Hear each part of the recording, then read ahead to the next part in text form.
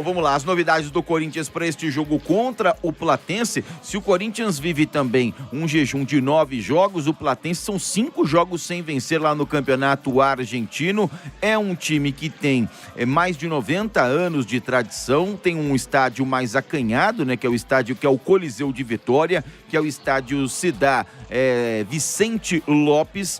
Tem esses 5 jogos sem vencer, o Corinthians tem 9 jogos e tem esta novidade que é o Fernando Diniz. Vai ter as voltas do Gabriel Paulista, que estava com um desconforto no músculo adutor da coxa direita, e a volta do Matheus Bidu e também do Alan, que cumpriram suspensão no campeonato nacional. Ele deve seguir nesse primeiro momento muito do que vinha fazendo o técnico Dorival Júnior. E a gente tem na tela aí a novidade do Kaique, porque o Kaique tem surpreendido ao técnico Fernando Diniz, porque é um jogador que toda vez que ele entrava com o Dorival, ele apresentava esse futebol, um futebol moleque irreverente, de 1 contra 1, enfrentamento, coisa que o Corinthians tem poucos jogadores no seu elenco. Então, vai ter o Kaique ao lado do Yuri Alberto, que é dúvida, porque ele retirou o dente do siso. Se não jogar, vai o PR-18, vai o Pedro Raul como referência no ataque, e ele deve testar o Breno Bidon e o Rodrigo Garro juntos neste meio-campo. Então, volta do Gabriel Paulista, Bidu e o Kaique, as novidades do Corinthians para a estreia na Libertadores. André Ranieri, você gostou dessa possível formação do Diniz hoje à noite? Então, eu acho assim que é uma provável, né? E os Grilis trouxe aqui, porque ninguém tem muito parâmetro, ninguém sabe o que esperar. Você sabe que a defesa vai ser essa, provavelmente, e que os jogadores de meio campo provavelmente vão ser aqueles, né? Ranieri, o André Luiz, o Bidon e o Garro. Mas você não sabe a disposição que eles vão ter dentro de campo, a função que cada um vai exercer. A mesma coisa no ataque, né? Sem o Yuri Alberto, com o Pedro Raul, o Corinthians perde muito. Aí tem o Kaique. O Kaique, assim, é um jogador para compor elenco. Hoje ele se mostra um jogador para compor elenco, mas às vezes chega um treinador e potencializa, consegue pegar um jogador que estava ali, que era nota 6, e transformar esse jogador no nota 7, no nota 8. Então, alguns dos atletas do Corinthians podem passar por esse processo. Acredito eu que, por exemplo, figura como Breno Bidon e André Luiz, que são jogadores já consolidados, com o Fernando Diniz, eles vão evoluir bastante, tá bom? Vão evoluir bastante taticamente. Ele gosta de trabalhar com garotos, né? A base ele gosta. Ele gosta e ele tem o que agregar a esses jogadores, né? Então, assim, eu tô muito curioso para ver mesmo. Eu acho que a maior parte dos corintianos, talvez, não sei, o Sglis talvez tenha um termômetro melhor, mas achou a chegada do Fernando Diniz bizarra, meio trágica.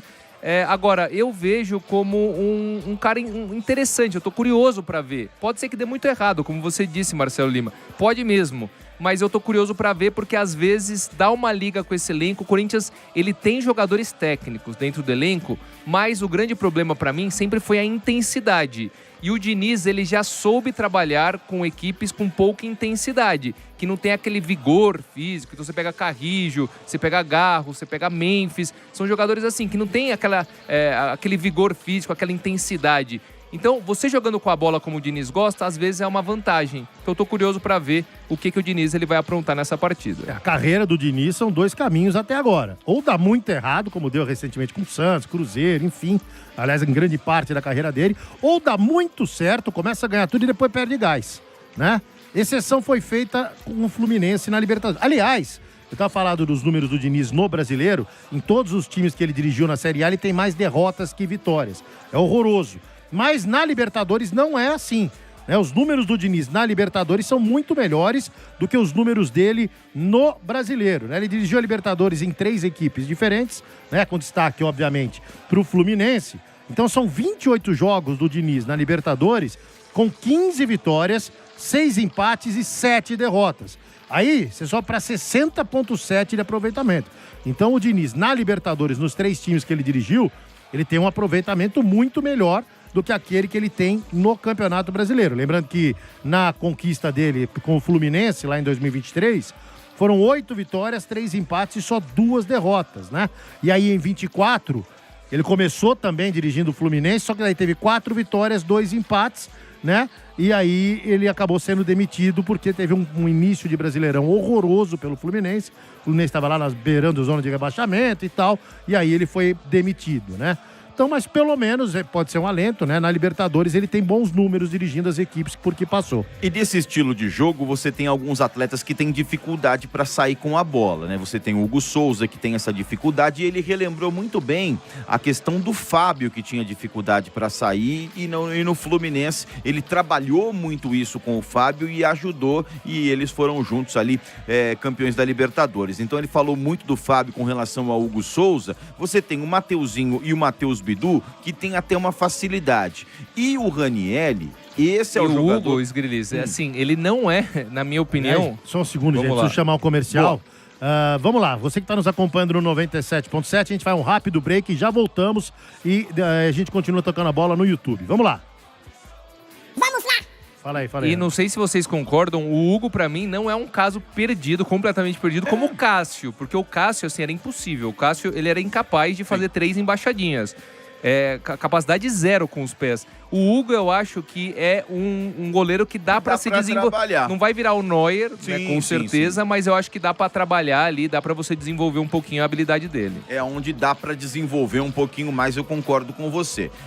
Mas eu vejo a questão do Ranielli, o Dorival... por muitas vezes colocou ele como um terceiro zagueiro. E eu não duvido que funcione dessa forma até para auxiliar a saída de jogo, porque os zagueiros têm uma dificuldade tremenda para sair com o jogo. Gabriel Paulista falhou no gol, que acabou sofrendo no jogo contra a equipe do Santos, tem sofrido bastante com a saída de jogo Gabriel Paulista, o Gustavo Henrique também tem dificuldades, o André Ramalho também. Então, colocar o Ranielli um pouco mais entre os zagueiros, quase como um terceiro defensor, não é uma medida absurda nesse começo de trabalho do Fernando Diniz e até para sequência, até para ter essa saída de bola com qualidade. E vou mais longe, viu, Sgrilis? Não sei se você lembra, no Fluminense, o Fernando Diniz, ele cansava de colocar meio-campistas como zagueiro, principalmente quando ele precisava propor mais o jogo. Então, o Lima e o Martinelli eram 2 jogadores que o tempo todo ele puxava e formava... Que o Felipe Melo já chegou como um zagueiro, né? Ele já chegou como um... do Palmeiras, já jogava como zagueiro no Palmeiras. Mas ele não é que ele colocava como terceiro zagueiro o Lima, o Martinelli. Colocava de defensor ele mesmo. colocava 2 zagueiros e um dos defensores era um volante. Então é bem capaz que em muitos momentos ele puxa o Ranielli para ser um zagueiro mesmo, formando uma dupla de zaga, abra mão de um zagueiro de ofício, justamente para ter essa saída de bola e para colocar um atacante, por exemplo. Aliás, uma substituição que o Diniz cansa de fazer por onde passa, tá perdendo o jogo, ele tira um zagueiro e coloca um atacante. Isso é uma substituição clássica do Diniz. Ele tira um zagueiro, põe um atacante e recua um dos volantes para a zaga. Isso ele faz direto na carreira dele. E ele pode tirar um Gabriel Paulista, por exemplo, e jogar o Ranielli para ser um zagueiro e colocar o Alan de primeiro volante. Ele colocar um Alan de primeiro volante, não sei se isso vai dar certo, não fez muito certo isso com o Dorival, mas pode ser uma alternativa, né? E ali o Breno Bidon ou o Garro, ele vai tentar potencializar o Garro em todos os aspectos. Ele vai tentar salvar o Rodrigo Garro e concordo com você, André Luiz, Bidon e aí os garotos da base também devem ter um carinho diferente do técnico Fernando Diniz. Quem sabe aí a gente tenha mais jogadores do Sub-20 tendo oportunidade nesse time do Corinthians. Muito bem, vamos aguardar, né? Mandar um abraço aqui pro Sombrinha, né? O Sombrinha tá aqui te azucrinando. Ele tá, grande palmeirense. Tá mandando aqui, briguem. Grande palmeirense, exato. Grande Sombrinha é o do celular? É, ele mesmo. Um abraço pra ele que ficou 3 semanas pra me responder um negócio. Quando ele respondeu, não precisava mais. Nossa, obrigado, Sombrinha. Paulada no Sombrinha. Caramba, como assim? Guardei rancor. Paulada no Sombrinha. Engenheiro! Que isso, hein, Sombrinha? Que Sombrinha coisa, hein? Ignorou o Coste. Puta falta de sacanagem, hein? Ignorou bonito, assim, Coisa, hein? com dignidade. Tá bom. Mas você arrumou depois o celular? Deu certo? Não, arrumei. É boa. Sem precisar do Sombrinha. Sim. Que é o melhor, hein? É o melhor. O Henrique Viana tá perguntando aqui se o Abel já começa a cumprir pena contra o Corinthians. Olha, se já tá lá julgado, provavelmente o Palmeiras vai pedir efeito suspensivo, né? É a primeira ação, né? Com efeito certeza suspensivo deve ser concedido, né? E depois diminuição de pena. Recurso também então, ainda, não é uma coisa definitiva, né? 6 jogos não serão. 8, Isso na é verdade. certeza. 8, né? Não serão. E quanto o Corinthians provavelmente vai ter o efeito suspensivo, ele vai estar na beira do gramado, sim. Vamos aguardar, Pra mas ser deve ser expulso. isso, né? O maquinista do trem-bala, ele é muito carinhoso aqui no chat. Ele diz: Ranieri acabou de falar, o animal. Caramba, obrigado, hein, meu? Valeu mesmo. Bom, você vê que eles são educados hoje. É aquele carinho gostoso, Mas né? será que o Aí animal você não dá foi no pra meio outro? do cara, Você ele acabou fica de bravo. falar alguma coisa, algum animal que seja um de nós pode três ser. aqui Pode falou alguma ser, coisa? pode ser. Mas daí os caras agridem a gente verbalmente, você não pode responder, porque ficam uns dodóizinhos já. Nossa, ele não tem controle emocional. Quer dizer, você pode ser xingado à vontade. Quer dizer, o cara tá atrás de um teclado, né? Ele pode te xingar à vontade, porque ele não concorda com uma opinião. Joinha pra vocês Não, aí, viu, e assim, dodóis? eu não admito que falem que Marcelo Lima não tem controle emocional, cara. Até porque do seu lado eu não tenho mesmo. Você me tira completamente do rumo. Você sabe fazer isso. Impressionante. Tem um... Ó, o quero-quero. Mas Tá ninguém voltando tá aos dando poucos. trela pro quero-quero, né? Ele falou aí, Tá eu quero essa voltando aos batida. poucos o Ele quero-quero. tá- Eu sou um bebê, viu? Tá bom. Você não é mais um bebê, Tá não. faltando timing ainda, quero-quero. Não é mais tem um que bebê. ajustar o timing. Você já é um adolescente pentelho, já. Já é um adolescente pentelho. É. Você e aquele que se julga cowboy, que não é mais nada do que um vaqueirinho, né? Que senta na toceira sem calça rancheira. Isso! É isso. Meu É isso. Deus! É, o sonho do cowboy é sentar num touro mecânico com pino de segurança, mas tudo bem. Deixa pra lá. isso. É, deixa pra lá, Às voltamos também. 12h47. Ô, louco, meu, na hora do almoço, bicho.